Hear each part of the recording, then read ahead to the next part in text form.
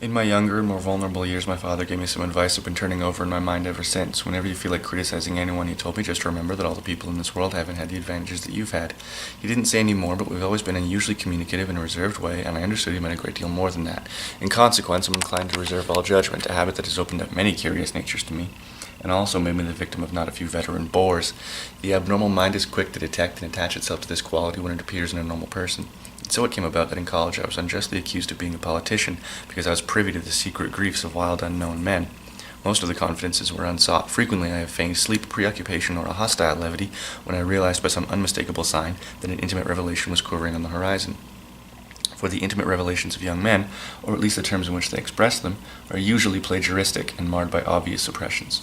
Reserving judgment is a matter of infinite hope. I'm still a little afraid of missing something if I forget that, as my father snobbishly suggested, and as I snobbishly repeat, a sense of the fundamental decencies is parceled out unequally at birth. And, after boasting this way of my tolerance, I come to the admission that it has a limit. Conduct may be founded on the hard rock or the wet marshes, but after a certain point I don't care what it's founded on. When I came back from the East last autumn, I felt like I wanted the world to be in uniform and at a sort of moral attention forever. I wanted no more riotous excursions with privileged glimpses into the human heart. Only Gatsby, the man who gives his name to this book, was exempt from my reaction. Gatsby, who represented everything for which I have an unaffected scorn. If personality is an unbroken series of successful gestures, then there was something gorgeous about him. Some higher sensitivity to the promises of life. Some heightened sensitivity to the promises of life. As if he were related to one of those intricate machines that registers earthquakes 10,000 miles away. This responsiveness had nothing to do with that flabby impressionability which is dignified under the name of the creative temperament. It was an extraordinary gift for hope, a romantic readiness such as I've never found in any other person, and which is not likely I shall ever find again. No, Gatsby turned out all right at the end. It is what preyed on Gatsby, what foul dust floated in the wake of his dreams that temporarily closed out my interest in the abortive sorrows and short-winded elations of men. My family have been prominent, well-to-do people in this middle western city for 3 generations. The Carraways are something of a clan, and we have a tradition that we're descended from the Dukes of Buccleuch, but the actual founder of my line was my grandfather's brother, who came here in '51, sent a substitute to the Civil War, and started the wholesale hardware business that my father carries on today. I never saw this great uncle, but I'm supposed to look like him with special reference to the rather hard-boiled painting that hangs in Father's office. I graduated from New Haven in 1915, just a quarter of a century after my father, and a little later participated in that delayed Teutonic migration known as the Great War. I enjoyed the counter raid so thoroughly I came back restless. Instead of feeling like the warm center of the world, the Middle West now felt like the ragged edge of the universe. So I decided to go east and learn the bond business. Everybody I knew was in the bond business, so I supposed I could support one more single man. All my aunts and uncles talked it over as if they were choosing a prep school for me, and finally said, "Why, yes," with very grave, hesitant faces. Father agreed to finance me for a year, and after various delays I came east permanently, I thought, in the spring of '22. The practical thing was to find rooms in this city, but it was a warm season, and I just left a country of wide lawns and friendly trees, so when a young man at the office suggested we take a house together in a commuting town, it sounded like a great idea. He found the house, a weather-beaten cardboard bungalow at $80 a month, but at the last minute the firm ordered him to Washington, and I went up to the country alone. I had a dog, at least I had him for a few days until he ran away, and an old Dodge and a Finnish woman who made my bed and cooked breakfast and muttered Finnish wisdom to herself over the electric stove. It was lonely for a day or so until one morning some man, more recently arrived than I, stopped me on the road. "How do you get to West Egg Village?" he asked, helplessly. I told him, and as I walked on I was lonely no longer. I was a guide, a pathfinder, an original settler. He had casually conferred on me the freedom of the neighborhood. And so, with the sunshine and the great bursts of leaves growing on the trees, just as things grow in fast movies, I had that familiar conviction that life was beginning over again with the summer. There was so much to read, for one thing, and so much fine health to be pulled down into the young, breath-giving air. I bought a dozen books on banks and volumes and credit and investment securities, and they stood on my shelf in red and gold like new money from the mint, promising to unfold the shining secrets that only Midas Morgan and Maecenas knew. And I had the high intention of reading many other books besides. I was rather literary in college. One year I wrote a series of very solemn and obvious editorials for the Yale News, and now I was going to bring back all such things into my life, and become again that most limited of all specialists, the well-rounded man. This is not just an epigram. This isn't just an epigram. Life is much more successfully looked at through a single window, after all. It is a matter of chance that I should have rented a house in one of the strangest communities in North America. It is on that slender, riotous island which extends itself due east of New York, and where there are, among other natural curiosities, 2 unusual formations of land. 20 miles from the city, a pair of enormous eggs, identical in contour and separated only by a courtesy bay, jut out into the most domesticated body of salt water in the Western Hemisphere, the great wet barnyard of Long Island Sound. They are not perfect ovals like the egg in the Columbus story. They are both crushed flat at the contact end. But their physical resemblance must be a source of perpetual wonder to the gulls flying overhead. To the wingless, a more interesting phenomenon is their complete dissimilarity in every particular except shape and size. I lived at West Egg, the, well, less fashionable of the two, though this is a most superficial tag for the bizarre and not a little sinister contrast between them. My house was at the very tip of the egg, 50 yards from the Sound, and squeezed between two huge places that rented for $12,000 or $15,000 a season.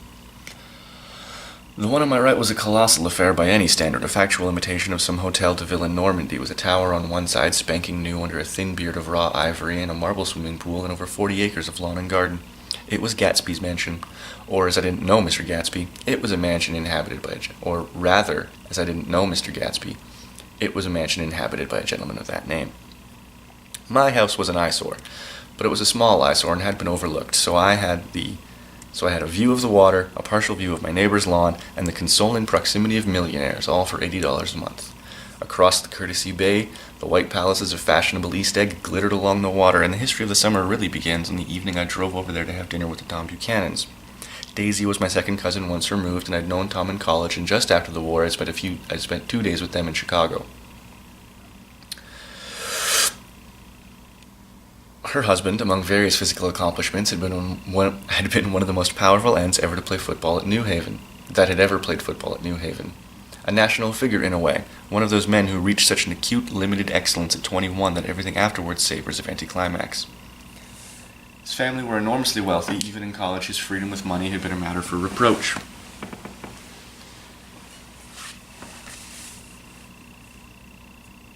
But now they'd come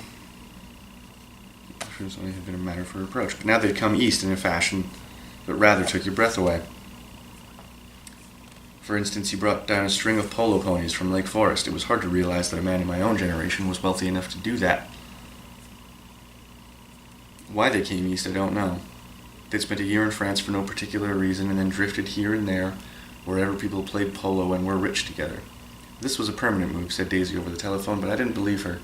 I had no sight into Daisy's heart, but I felt that Tom would drift on, forever seeking, a little wistfully, for the dramatic turbulence of some irrecoverable football game. And so it happened that on a warm, windy afternoon I drove over to East Egg to see two old friends whom I scarcely knew at all. Their house was even more elaborate than I expected. A cheerful red and white Georgian colonial mansion overlooking the bay. The lawn started at the beach and ran towards the door for a quarter of a mile, jumping over sundials and brick walks and burning gardens. Finally, when it reached the house, drifting up the sides in bright vines, as if from the momentum of its run. The front was broken by a line of French windows, open to the warm, windy afternoon,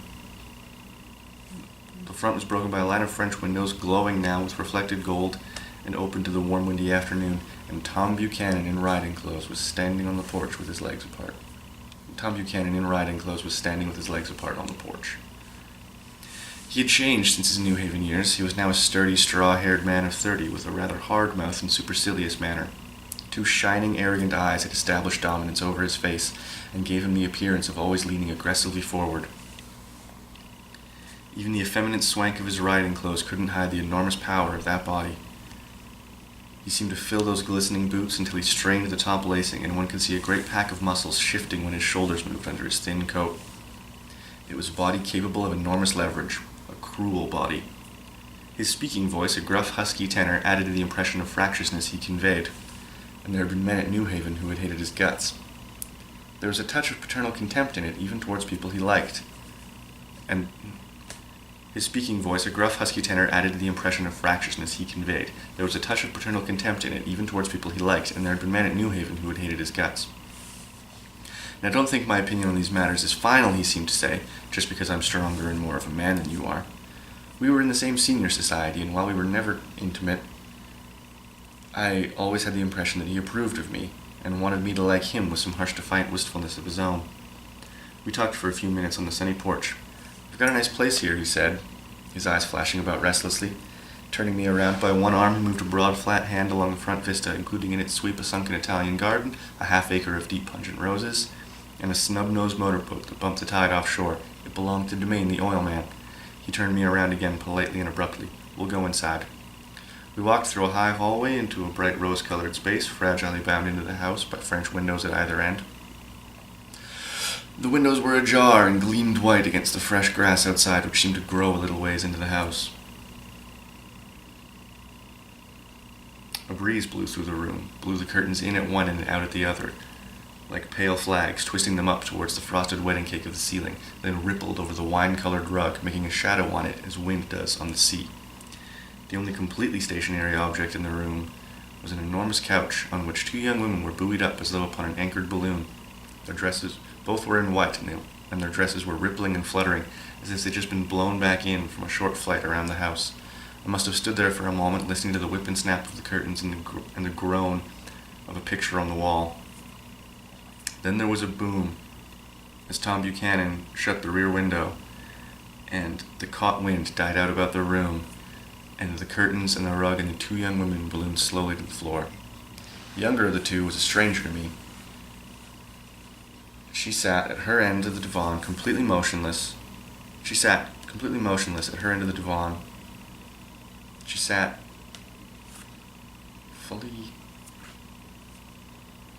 fully extended at her end of the divan, completely motionless, and with her chin raised a little, as if she were balancing an object on it, which was quite likely to fall. If she saw me out of the corner of her eye, she gave no hint of it. Indeed, I was almost surprised into murmuring an apology for having disturbed her by coming in. The other girl, Daisy, made an attempt to rise. She leaned slightly forward with a conscientious expression. Then she laughed, an absurd, charming little laugh, and I laughed too, and came a little forward into the room. I am but paralyzed with happiness. She laughed again, as if she'd said something incredibly witty. As if she'd said something very witty.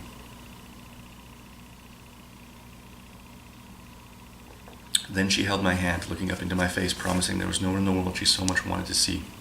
That was a way she had. She hinted in a murmur that the surname of the balancing girl was Baker. I've heard it said that Daisy's murmur was only to make people lean towards her, an irrelevant criticism that made it no less charming. At any rate, Miss Baker's lips fluttered, and she nodded at me almost imperceptibly. Again, a sort of apology rose to my lips. Almost any exhibition of complete self-sufficiency draws stunned tribute from me. I looked back to my cousin, who began asking me questions in her low, thrilling voice. It was the kind of voice that the ear follows up and down, as if each speech is an arrangement of notes that will never be played again. Her face was sad and lovely, with bright things in it, bright eyes and a bright, passionate mouth, but there was an excitement in her voice that men who had cared for her found difficult to forget. A singing compulsion, a whispered listen, a promise that she had done gay, exciting things just a while since, and there were gay, exciting things hovering in the next hour. I told her how I'd stopped off in Chicago for a day on my way east, and how a dozen people sent their love through me. "Do they miss me?" she cried ecstatically. The whole town is desolate. All the cars have their left rear wheel painted black as a mourning wreath, and there's a persistent wail all night along the North Shore. "How gorgeous. Let's go back, Tom, tomorrow." Then she added irrelevantly, "You ought to see the baby." "I'd like to." "She's asleep. She's 3 years old. Haven't you ever seen her?" "Never." "You ought to see her. She's—" Tom Buchanan, who'd been hovering restlessly about the room, stopped and put a hand on my shoulder. "What you doing, Nick?" "I'm a bond man." "With who?" I told him. "Never heard of them," he answered decisively. This annoyed me. "You will," I answered shortly. "You will if you stay in the East." "Oh, I'll stay in the East," he said, glancing at Daisy and then back at me as if alert to something more. "I'd be a goddamn fool to live anywhere else." At this point, Miss Baker said absolutely with such suddenness that I started. It was the first words she had uttered since I entered the room. Evidently, it surprised her as much as it had me, for with a series of rapid, deft movements, she stood up into the room. She yawned and stood up into the room. "I'm stiff," she complained. I've been sitting on that sofa for as long as I can remember." "Don't blame me," retorted Daisy. "I've been trying to get you to New York all afternoon." "No, thank you," said Miss Baker to the 4 cocktails just in from the pantry. I'm absolutely in training. Her host looked at her incredulously. You are, he said. He took down his drink as if it were the drop in the bottom of a glass. How you get anything done is beyond me. How you manage to get anything done is beyond me. I looked at Miss Baker, wondering what it was she got done. I enjoyed looking at Miss Baker. She was a slender, small-breasted girl with an erect carriage, which she accentuated by throwing her body backwards at the shoulder like a young cadet. Her gray, sun-strained eyes looked back at me with polite, reciprocal curiosity. I realized now that it was then that I realized I'd seen her or a picture of her somewhere before. You live at West Egg, she said contemptuously. I know somebody there. I don't know a single. You must know Gatsby. Gatsby? Demanded Daisy. What Gatsby? Before I could reply that he was my neighbor, dinner was announced. Wedging a tense arm imperatively under mine, Tom Buchanan compelled me from the room as if moving a checker to another square. Slenderly, languidly, their hands set lightly at their hips, the two young women preceded us out onto the rosy-colored porch, where 4 candles flickered on the table in the diminished wind. Why candles? Objected Daisy, frowning. In 2 weeks it'll be the longest day of the year. She looked at us all radiantly. Do you always watch for the longest day of the year and then miss it? I always watch for the longest day in the year and then miss it. We ought to plan something, yawned Miss Baker, sitting down at the table as if she were getting into bed. All right, said Daisy. What'll we plan? She turned to me helplessly. What do people plan? Before I could answer, her eyes fastened with an odd expression on her little finger. Look, she said. I hurt it. We all looked. The knuckle was black and blue. You did it, Tom, she said accusingly. You didn't mean to do it, but you did do it. That's what I get for marrying a brute of a man. A great big hulking specimen of a... I hate that word hulking, insisted Tom crossly. Even in jest. Hulking, insisted Daisy.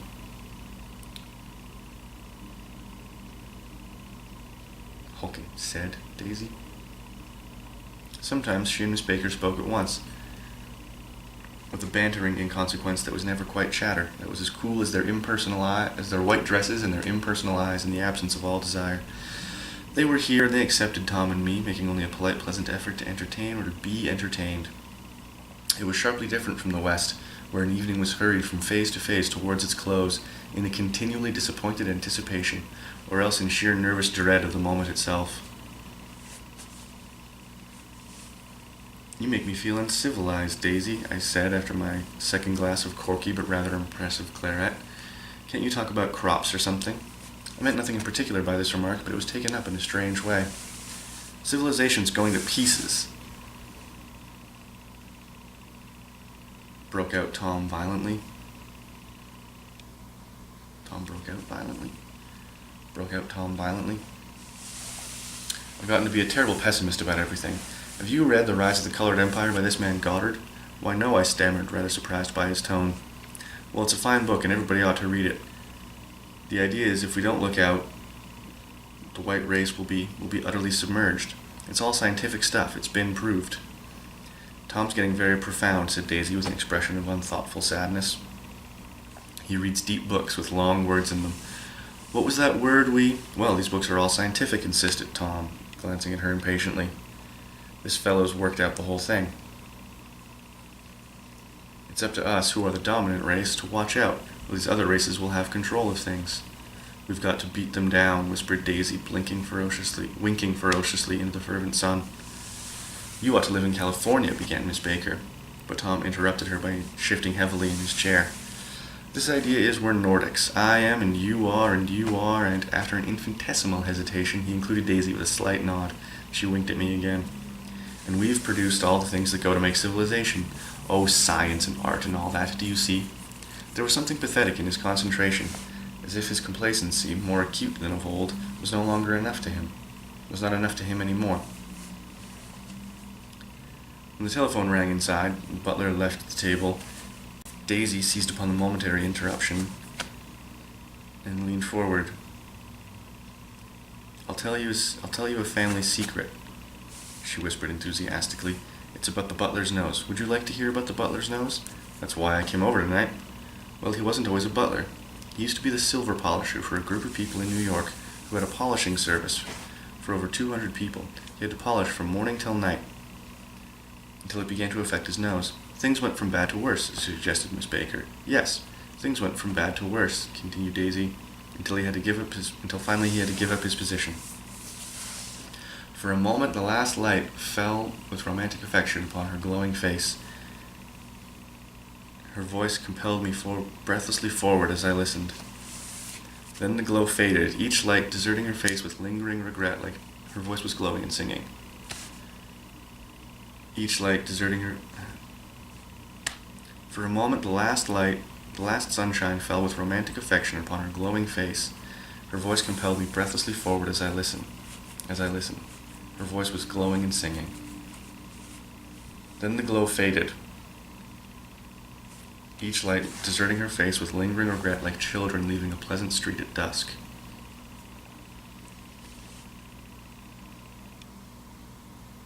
When the butler came back, murmured something close to Tom's ear, whereupon Tom frowned, pushed back his chair, and went wordlessly inside. As if his absence quickened something within her, Daisy leaned forward again. "I love to see you at my table, Nick. You remind me of a rose, an absolute rose, doesn't he?" She turned to Miss Baker for confirmation. "An absolute rose?" This was untrue. I am not even faintly like a rose. She was only extemporizing. But a stirring warmth flowed from her, as if her heart were trying to come out to you in one of those breathless, thrilling words. Then suddenly she excused herself, threw her napkin on the table, and went into the house. Miss Baker and I exchanged a short glance consciously devoid of meaning.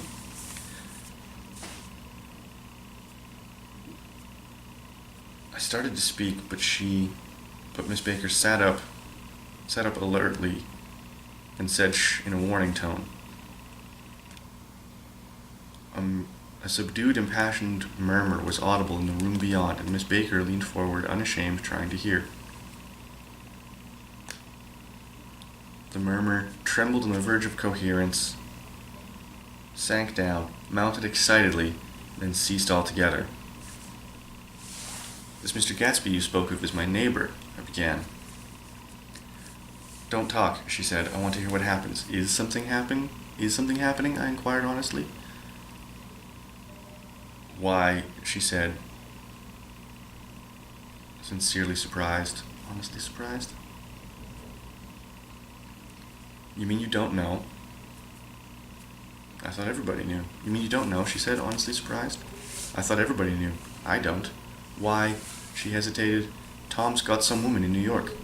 "Got some woman," I repeated blankly. She nodded. "She might have the decency not to telephone him at dinner time, don't you think?" Almost before I grasped her meaning, there was the flutter of a dress and the crunch of a leather boot, and Tom and Daisy were back at the table. "Couldn't be helped," cried Daisy with tense gaiety. She glanced searchingly at Miss Baker and then at me, and then continued. "I looked outdoors for a moment. It's very romantic outdoors. I looked outdoors for a minute. It's very romantic outdoors. There's a bird on the lawn that I think must be a nightingale come over on the canard of the White Star Line, and he's singing away." Her voice sang. "It's romantic, isn't it, Tom?" "Very romantic," he said, then miserably to me, "If it's light enough after dark, I'll take you down to the stables. I want to take you down to the stables."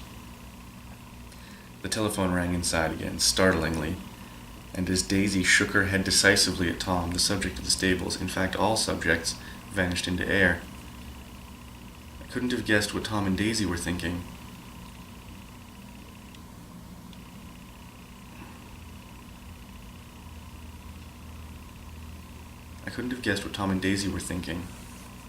But I doubt if even Miss Baker, who seemed to have mastered a certain hearty skepticism, was able utterly to put this fifth guest's shrill metallic urgency utterly out of mind. To a certain temperament the situation might have been intriguing. My first instinct was to telephone immediately for the police. Needless to say, the horses weren't mentioned again. After dinner, Tom and Miss Baker, with several feet of twilight between them, strolled back into the library, as if to a vigil beside a perfectly tangible body, while, trying to look pleasantly interested and a little deaf, I followed Daisy around a series of connecting verandas to the porch in front. In its deep gloom we sat down side by side on a wicker settee.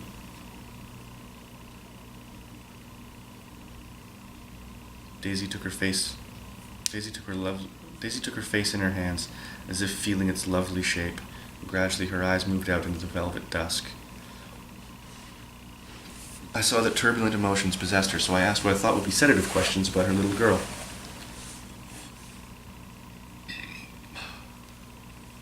"We don't know each other very well, Nick," she said suddenly. "Even if we are cousins, you didn't come to my wedding. I wasn't back from the war." "That's true." She hesitated. "Well, I've had a very bad time of things, Nick. I've gotten to be pretty cynical about everything." Evidently she had reason to be. I waited for a minute, but she didn't say anything more, and so I returned rather feebly to the subject of her little girl. "I suppose she talks and eats and everything?" "Oh, yes." She looked at me absently. "Let me tell you what I said when she was born, Nick." "Would you like to hear?" "Very much. It'll show you how I've gotten to feel about things. Well, she was less than an hour old, and Tom was God knows where, and I came out of the ether with an absolutely abandoned. I came out of the ether feeling utterly abandoned, with an utterly abandoned feeling. I turned to the nurse right away and asked if it was a boy or a girl. She said it was a girl, and I turned my head away and wept. "All right," I said. "I'm glad it's a girl. And I hope she'll be a fool. That's the best thing a girl can be in this world, a beautiful little fool. You see, I think everything's terrible anyhow," she went on in a convinced way. "Everybody thinks so, all the best people, and I know so. I've been everywhere and seen everything and done everything." Her eyes flashed about defiantly, rather like Tom's, and she laughed with thrilling scorn. "Sophisticated. God, I'm sophisticated." The moment her voice broke off, ceasing to compel my attention, my belief, I felt the basic insincerity of what she had said, as though the whole evening, were an elaborate ruse of some kind to extract a contributory emotion from me. I waited for a moment, and sure enough, she looked at me with an absolute smirk on her lovely face, as if she had asserted her membership in a secret society to which she and Tom belonged. Inside, the crimson room bloomed with light. Miss Baker read aloud from the Saturday Evening Post, the words murmurous and uninflected, running together in a soothing tone. The lamplight, bright on his boots and dull in the autumn leaf yellow of her hair, fluttered along the paper as she turned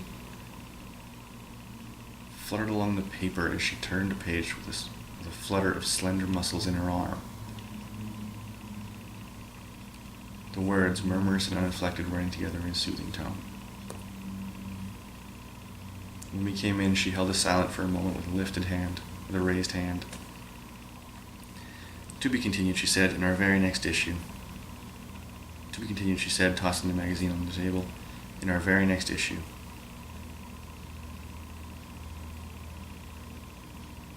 Her body asserted itself with a restless movement of her knee.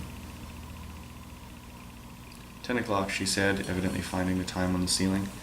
"Time for this good girl to go to bed. Jordan's going to play in the tournament tomorrow," said Daisy. "Oh, you're Jordan Baker." I knew now why her face had been familiar. Its pleasing, contemptuous expression had gazed out at me from many rotogravure pictures of the sporting life at Palm Beach, and Hot Springs, at Asheville and Palm Beach and Hot Springs. I'd heard some story of her too.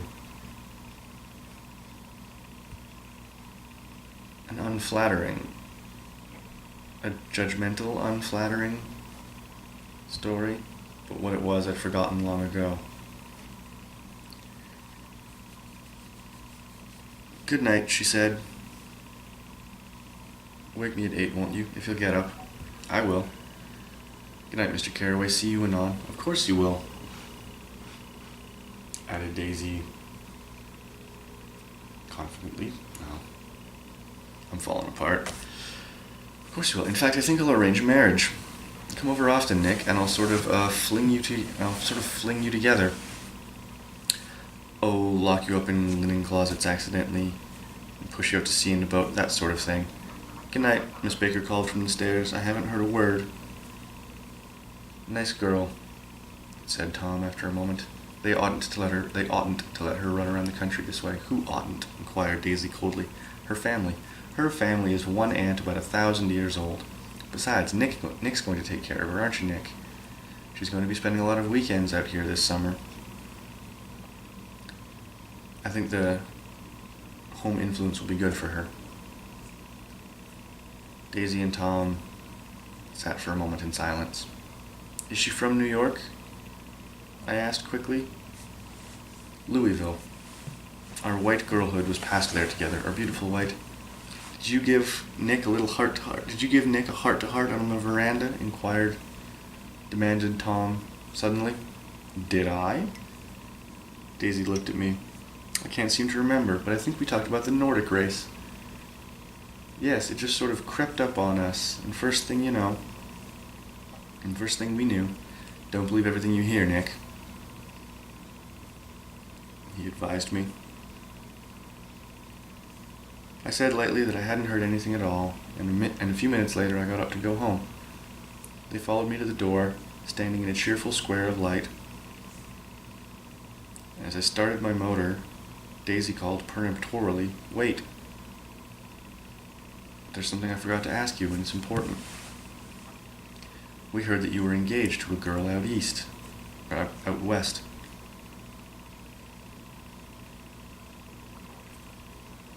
Yes, corroborated Tom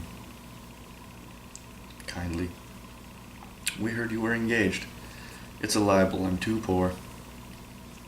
But we heard it, said Daisy, surprising me by opening up in a flower-like way. We heard it from 3 people, so it must be true. Of course I knew what they were referring to. The fact that gossip had published the banns was one of the reasons I'd come east. You can't stop going out with an old friend because of rumors, and on the other hand, I had no intention of being rumored into marriage.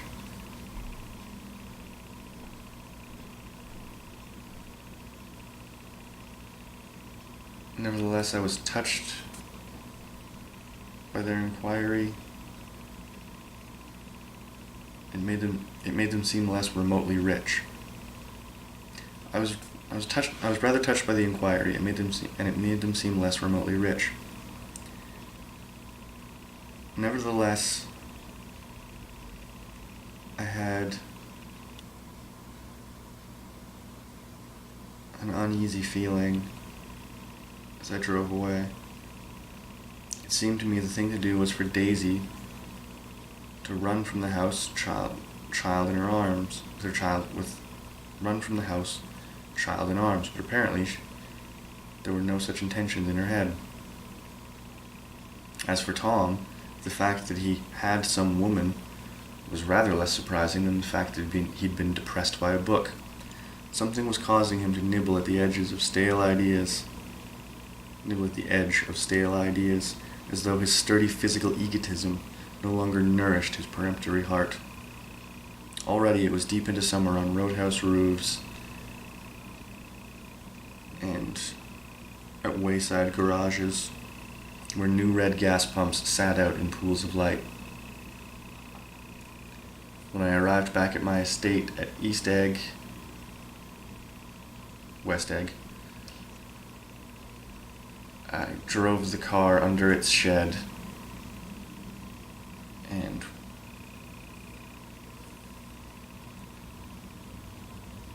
sat on an abandoned lawn roller in the yard. The wind had blown off, leaving a loud, bright night, with wings beating in the trees, and the full bellows of the earth blowing the frogs to life, and a persistent organ sound as the full bellows of the earth blew the frogs to life. The silhouette of a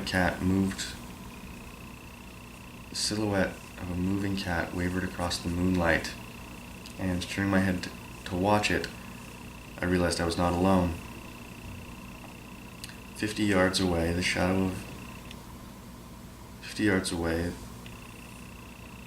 the figure of a man emerged from the shadows of my neighbor's house. The shadow of a man with his hands in his pockets emerged from the shadow of my neighbor's mansion. Something in his secure position, something in his gestures, something in his leisurely gestures and the secure position of his feet upon the lawn told me that it was Gatsby himself, come out to see what share was his of our local heavens. Gotta go back. 50 feet away, a figure had emerged from the shadow of my neighbor's mansion, with his hands in his pockets regarding the silver pepper of the stars. Something in his leisurely gestures and the secure position of his feet upon the lawn suggested that it was Gatsby himself, come out to determine what share was his of our local heavens. I decided to call to him. Miss Baker had mentioned him at dinner, and that would do for an introduction, but I did not call to him, for he gave the sudden intimation that he was content to be alone. He thrust his hands out seaward, and, far as I was from him, I could have sworn he was trembling. Involuntarily, he thrust his hands out towards the dark water. And, far as I was from him, I could have sworn he was trembling. Involuntarily, I glanced seaward and distinguished nothing except a small green light that might have been the end of a dock, minute and far away. When I looked back for Gatsby once more, he was gone. Chapter 2. About halfway between New York and West Egg, the motor road hastily joins the railroad and runs beside it for a quarter of a mile so as to shrink away from a certain desolate area of land. This is the Valley of Ashes, a fantastic farm where ashes grow like wheat into ridges and hills, and grotesque gardens, where ashes take the form of houses and chimneys and rising smoke, and finally, with transcendent effort, of ash-grain men who move dimly and already crumbling through the powdery air.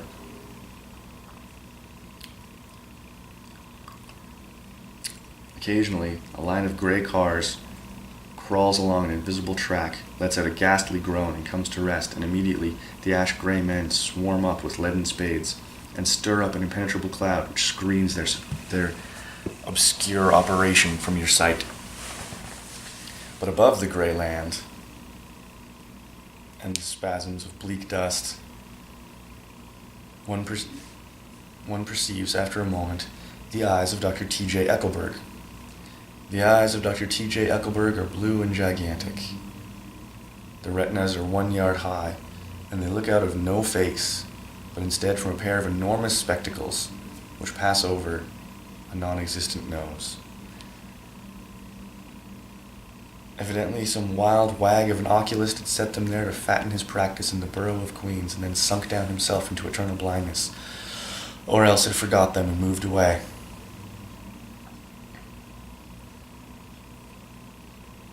But his eyes, dimmed a little by many paintless days under sun and rain, brood on over the solemn dumping ground.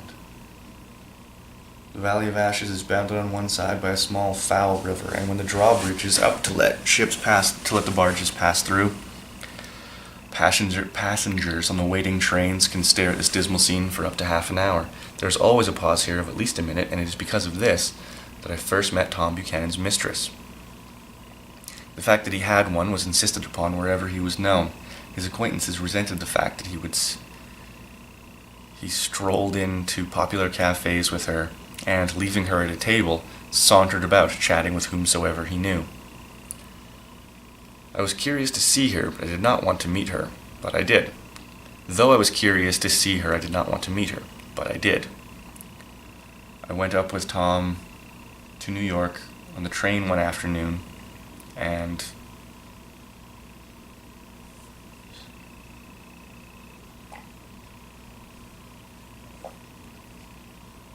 stopping by the wasteland, he quickly jumped to his feet and taking me by the elbow, literally forced me from the car. "We're getting off," he insisted. "I want you to meet my girl." I suspect he'd tanked up a good deal at luncheon in his determination to have my company bordered on violence. The supercilious assumption was that on a Sunday afternoon I had nothing better to do. I followed him over a low whitewashed railroad fence and back along the road 100 yards or so under Dr. Eckelberg's persistent stare. The only building in sight was a small square of yellow brick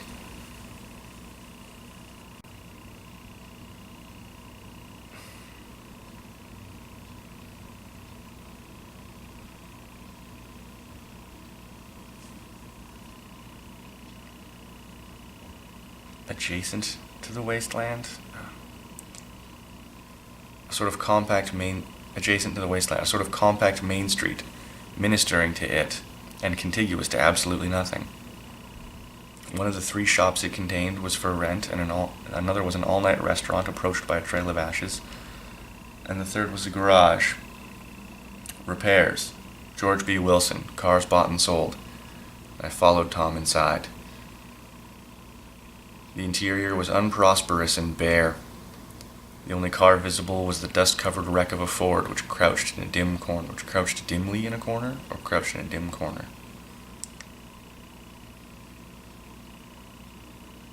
It had occurred to me that this shadow of a garage must be a blind, and that sumptuous and romantic apartments were concealed overhead, when the proprietor himself appeared from an office door, wiping his hands on a piece of waste. He was a blond, spiritless man, anemic and faintly handsome. A damp gleam of hope leapt into his light. When he saw us, a damp gleam of hope leapt into his light blue eyes.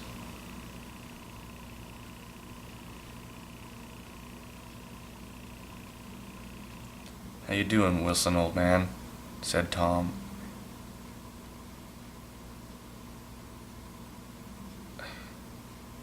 "How you doing, Wilson?" said Tom, slapping him jovially on the shoulder. "How's business?" "I can't complain," said Wilson unconvincingly. "When are you going to sell me that car?" "Next week. I've got my man working on it now." "Works pretty slow, don't he?" "No," said Tom coldly, "and if you feel that way about it, maybe I should sell it somewhere else after all." "I didn't mean that. It's just..." His voice trailed off, and Tom glanced impatiently around the garage. Then I heard footsteps on a stair, and the thickish figure of a woman emerged blocked out the light from the office door. She was in her middle 30s and faintly stout, but she carried her flesh sensually, as some women can.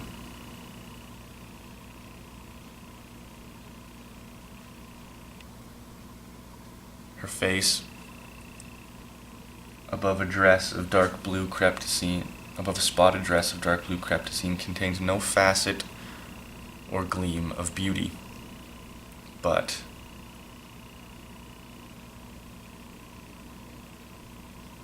she had an immediately perceptible vitality, as though all the nerves of her body were continually smoldering. She passed through her husband as if he were a ghost, and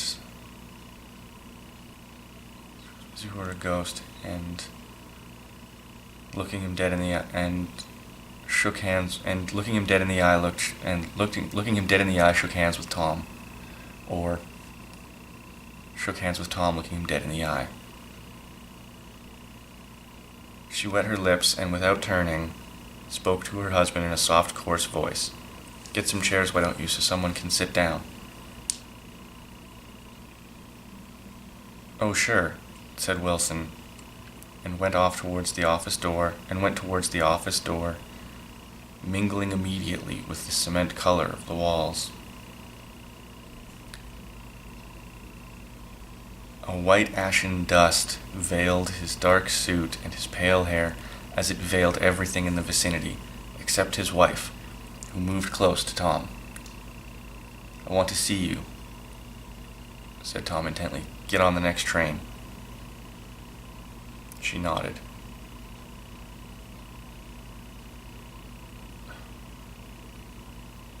We'll meet you on the lower level by the newsstand." She nodded and moved away from Tom just as Wilson emerged from the office door with 2 chairs. We waited down the road and out of sight.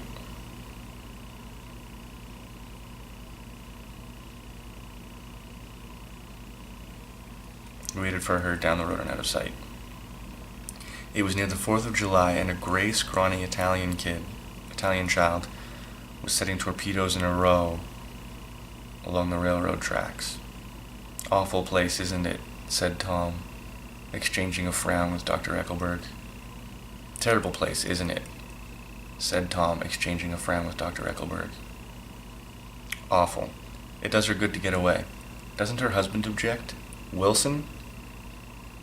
He thinks she goes to visit her sister in New York. He's so dumb he doesn't even know he's alive."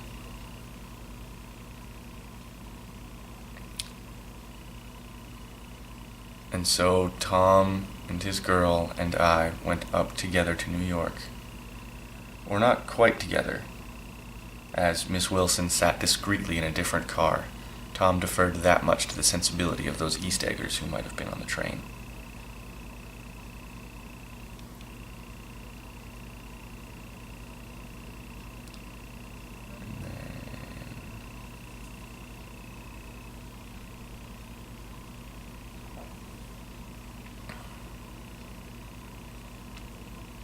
She had changed her dress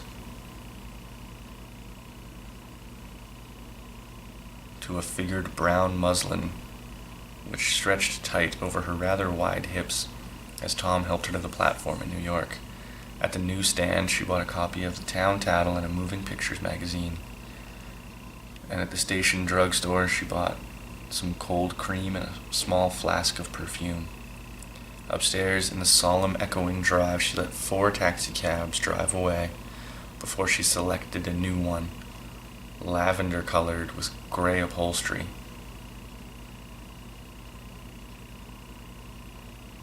And it was in this we slid out,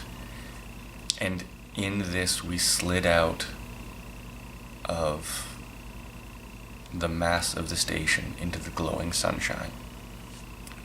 That's what I've got so far.